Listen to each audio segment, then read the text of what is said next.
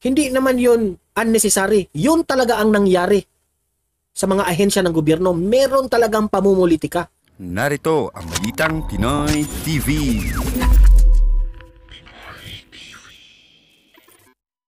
Magandang araw sa atin lahat mga kababayan.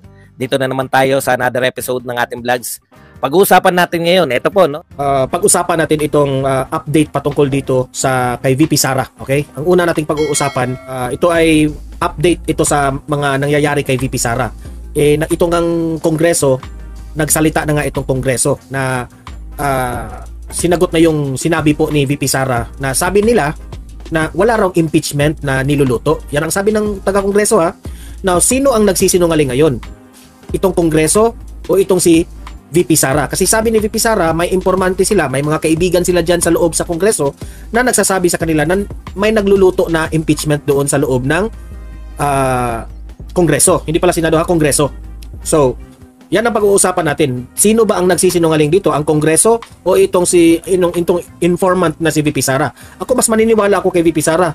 Kasi itong Kongreso, tested naman natin yan, paiba-iba yung kanilang statement, di ba?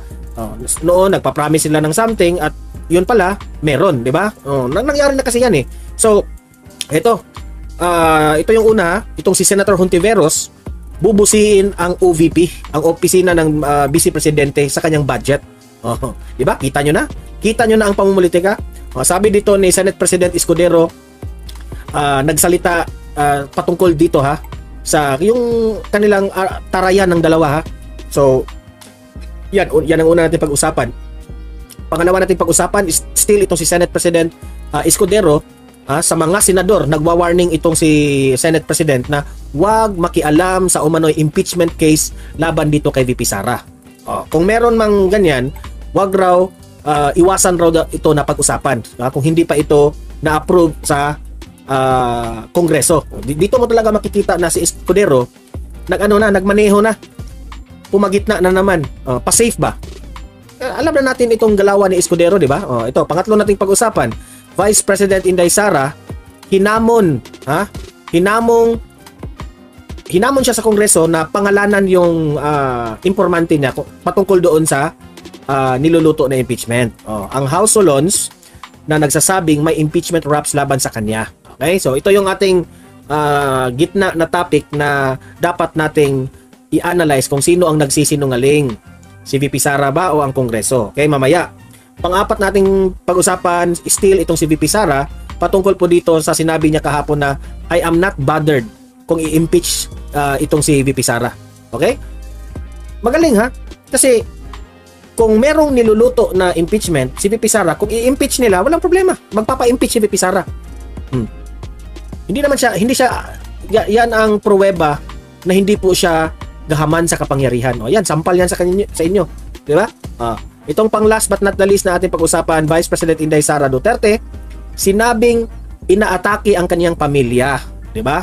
Dahil threat raw sila. Ang mga ilang mga kongreso dito nagre-react. Okay? Ayaw aminin. Abangan natin yan kung ano ang kanilang resback. Pero bago natin ito pag-uusapan, help me po na i-like muna ha at i-share itong video na ito para guys kakalat ito sa taong bayan. Okay? Sabay-sabay nating i-like muna at i-share itong video natin, Facebook at YouTube. 1, 2, 3, go! Okay? Like and share para maraming makalam. And also guys, paki-subscribe at paki-follow ito para lagi kayong updated sa mga balita na kagaya nito.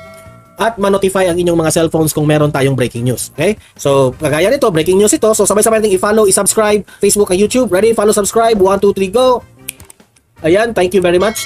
So, simulan na natin itong ating talakayan. Itong una, Senator Hontiveros, plano raw na bubusiin ang OVP budget. Ang kakapal ng mukha, no? Sige, panoorin natin. Eto. I think Senator Risa had valid questions, which I would advise heads of agencies to... Ano sa tingin ninyo? Sino ang kinakampihan nitong si Escudero? Parang kinakampihan niya si Hontiveros dito, di ba?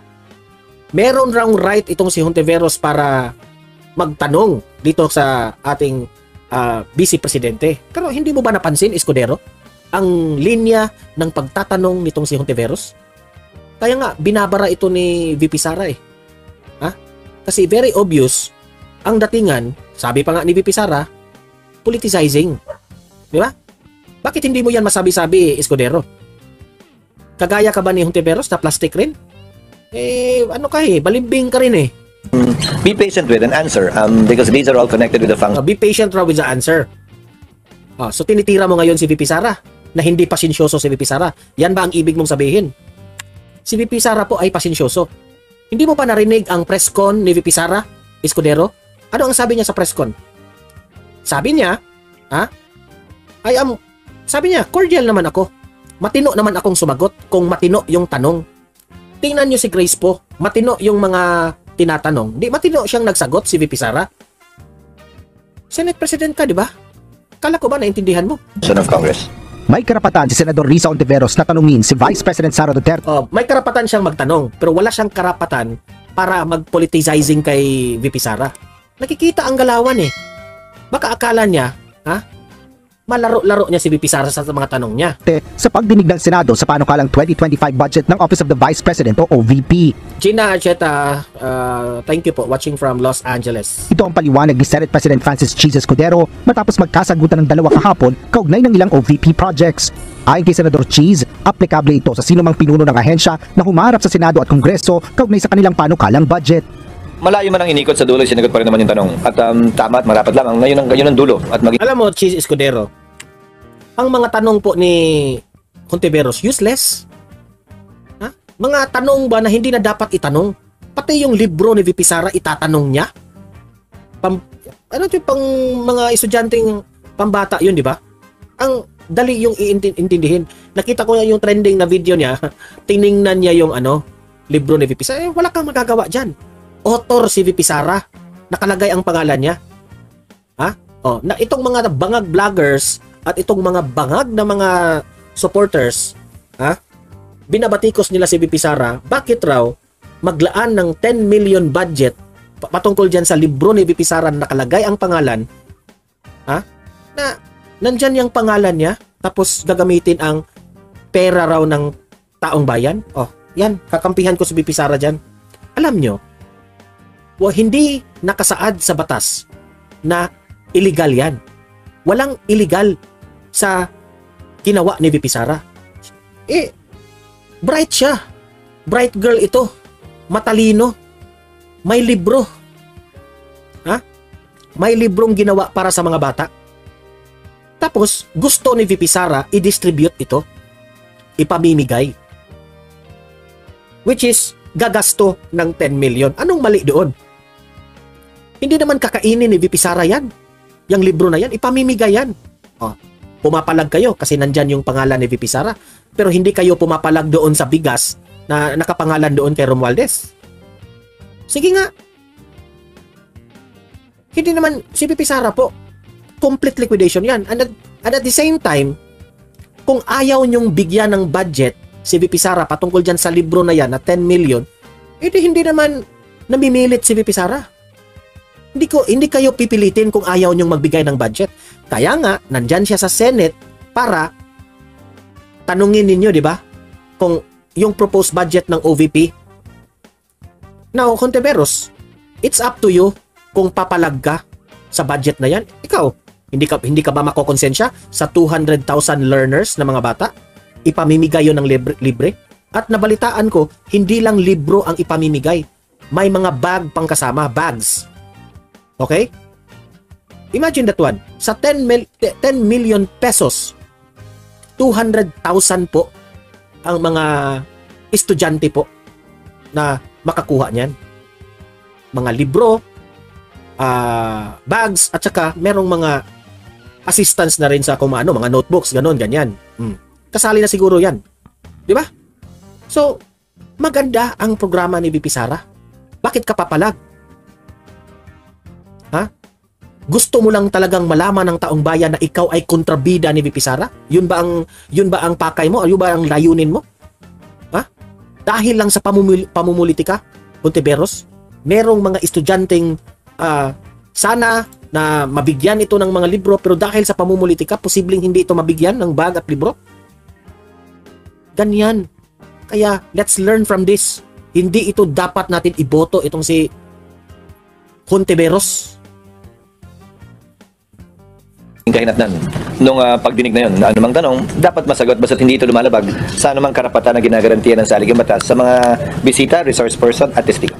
Dagdag pa ng Senate Hindi lang basta-basta resource person yan. Cheese Escudero. Vice President yan. President, nasa papapasya pa rin ang chairperson ng komite kung maituturing na hindi angkop ang inaasan o usapin sa Senate committee hearing. Siguro pressed on many sides ba? Hindi. Alam mo, Escudero, hindi na yan dapat pag-usapan. Na-real talk kayo ni VP Sara eh. Na-real talk kayo. Hindi naman yun unnecessary. Yun talaga ang nangyari sa mga ahensya ng gobyerno. Meron talagang pamumulitika in which si VP Sara bino-brought up niya yung issue na yan. And that is important. Huwag niyong i-ignore yan. Na dapat yung mga sagot raw ni VP Sara dapat formal, dapat cordial. Paano mag-cordial tayo? Na at the end of the day, kaplastikan. Diba? Huwag tayong plastikan. Yang mga tanong na politicizing ang dating, dapat lang prangkahan, hindi tayo maging plastic, at ipa-feel natin sa kanila na huwag kayong mamumulitika. This is for the Filipino people. Bakit nyo questionin yan? Hindi naman, actually, hindi naman yumayaman si VP Sara dito sa mga proyekto na ito. Well, kung plano ng Kongreso na tanggalin at i-impeach itong si VP Sara, kayong bahala. Hindi naman siya gahaman sa kapangyarihan si VP Sara. Sa inyo na yung vice presidente. Ikaw naman ang kung matatanggal itong si VP Sara, ikaw naman ang ma-vice presidente, di ba, Escudero? By different groups and different people, I have no idea, quite frankly. But again, I would like to think that the Senate was merely performing its role yesterday and will continue to perform its role through our individual members. Tama yan, Jane Bramlett. 200k books. For less than 50 pesos. You know, I think 50 pesos yung pagprinta ng libro. Okay? Kung 50 pesos yan, 200k na books, so 50 times 200, no? So how many man? 5 times 2, 10. That is 10 million, di ba? 10 million ba? 50 times 200k? Hindi ko lang alam, ha? Sa kanila, 1.44 billion flood ghost project. Pero nabalitaan ko, humupa raw yung flood control project. Totoo ba yon? Nabalita? Gumuho raw yung flood control project. Gaano yun katotoo? Pahiya kayo ngayon. Samantalang 10 million pesos para pa ito sa mga bata, pinag-initan nyo pa. Sa kabila nito, tiniyak ni Senador Escudero na hindi makaapekto ang issue sa desisyon ng Senado kaugnay ng panukalang budget ng tanggapan ng Vice Presidente. Ngunit hindi namimilit ang Vice Presidente. Kung ayaw niyong bigyan ng budget, hindi po namimilit ang Vice Presidente. Tingnan nyo yung ginawa ni Marbil. Sabi ni Marbil, kung gusto ng OVP na ibalik namin yung mga security personnel, sumulat kayo sa amin. Sabi ni Pisa, ayaw namin sumulat. Bakit? Ano sa tingin mo? Ang kakapal ng mukha mo? Chief PNP ka lang? Ito, Vice President ito? Tapos susulat sa inyo? May delikadesa ka ba?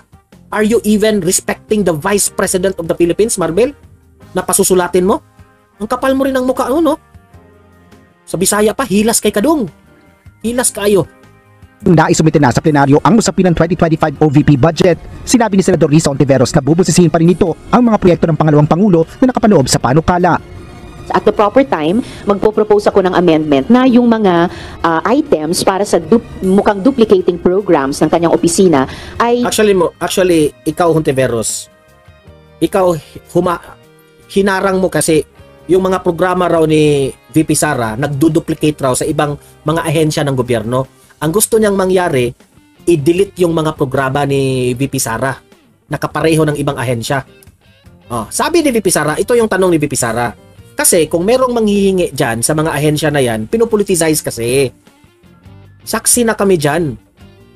Mapupolitika kasi. Dito sa Vice Presidente, ang opisina niya, lahat bumoto man o hindi bumoto sa kanya, bigyan ng tulong, especially mga cash assistance when it comes to burial assistance, kalusugan, panghospital. Ito, kailangan yan na ng Office of the Vice President. Kasi itong opisina, alam mo, Hontiveros, kung dadaan pa dyan sa mga ahensya na ito, hindi yan malapit sa taong bayan. When in fact, itong mga OVP na ito, may mga satellite offices ito. Sa Luzon, Visayas at Mindanao, kada island, every island has Office of the Vice President. Ito na nga mga kabalita. Ano na ang masasabi nyo patungkol sa balitang ito? Please comment down below mga kabalita. Pag-usapan natin yan sa comment section. At kung di ka pa nakasubscribe sa ating channel, baka naman